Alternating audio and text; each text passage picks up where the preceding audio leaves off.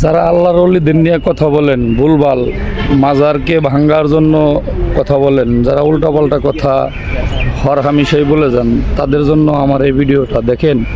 একটা সমুদ্রের মধ্যে যেখানে কোনো কিছুর অস্তিত্ব থাকার কথা না, অথচ সেই সমুদ্রের ভিতরে কিভাবে একজন আল্লাহর ওলির মাজার কত সুন্দরভাবে ভেসে রয়েছে এবং কোনো অসুবিধা হচ্ছে না। এটা সরাসরি জ্বলন্ত প্রমাণ। আপনারা এটা দেখা নিজেরাই বলতে পারবেন বা বলবেন এটা কি আসলে আমি কি সঠিক বললাম না কি আমি ভুল বলতেছি। কে কেমন বুঝলেন এটা কমেন্টে বলবেন।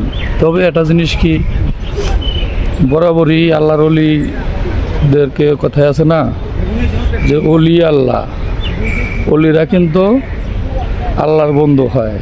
তাই এত কঠিন কিছু সহজ হয়ে যায়। আল্লাহর ওলিদের দ্বারাই সবই সম্ভব।